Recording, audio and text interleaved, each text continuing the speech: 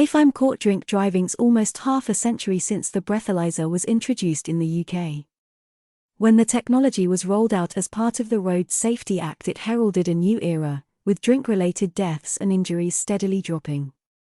When you consider the number now stands at around 240 per year, you might be shocked, but 30 years ago the figure was 990, and in 1979 it was a massive 1,640. Unfortunately, while only 240 people are killed on our roads each year because of alcohol, a whopping 85,000 lose their license because they're caught driving over the limit, and 85% are men. The number of drinks you've had makes no difference, whether you're just over the limit or well over the limit. In the eyes of the law, you're still a convicted drink driver and the consequences are exactly the same. A lot of people get caught out driving the morning after they've had a skinful. The alcohol in your system takes time to disappear.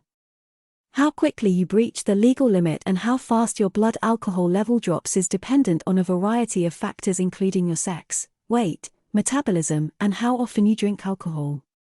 The key thing though is that if you're caught out the morning after, the penalties are exactly the same. The penalties.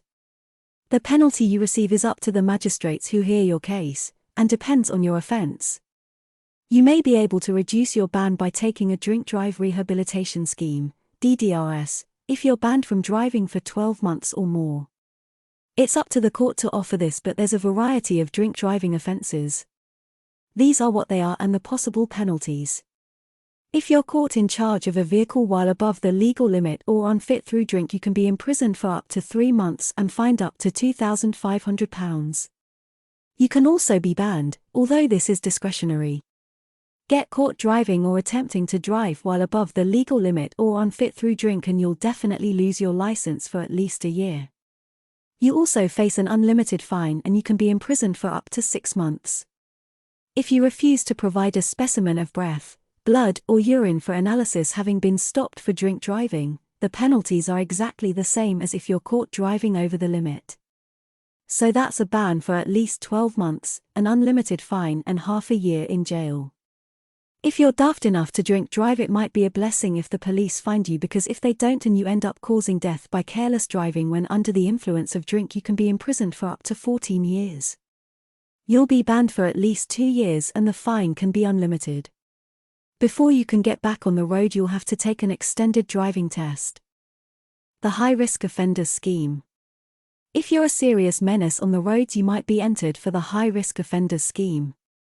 If this is the case, your driving license won't be returned automatically at the end of a driving ban. You'll only get it back if you pass a medical examination. You're judged to be a high-risk offender if you're convicted of 2 drink driving offences within 10 years or if you refuse to allow a sample of your blood to be tested for alcohol, such as if it was taken when you were unconscious. You'll also be put onto the scheme if you were especially sloshed when caught.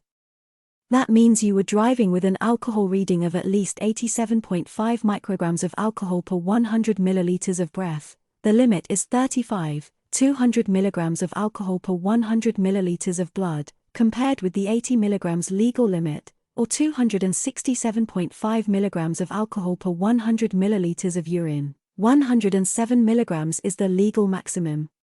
The thing is, your drink driving conviction is only the start of it, because you'll be on the bus or trying to catch lifts from friends and family every time you need to go anywhere. If you need to drive for your job, you'll be joining the ranks of the unemployed, and that will take its toll on your relationships and finances. Things don't necessarily get any better once you've got your license back, because getting car insurance can be a nightmare, and if you drive for work, your employer will see your conviction on your license. Believe it or not, a drink driving conviction can even make international travel tricky, especially if you want to go to countries like the USA. In the run-up to Christmas, the police will be out in force trying to catch as many drink drivers as possible. Take a chance and you might get away with it, but there's a good chance you won't. The first drink driving advert was screened in 1964. You can see how they've evolved in this brilliant compilation of the first 50 years of drink drive ads. We've come a long way since that first advert was screened, in cutting the carnage from drink driving on our roads. But we're not there yet, and you can play your part in reducing the toll even further. So if you know you're going to be getting behind the wheel, don't take the risk.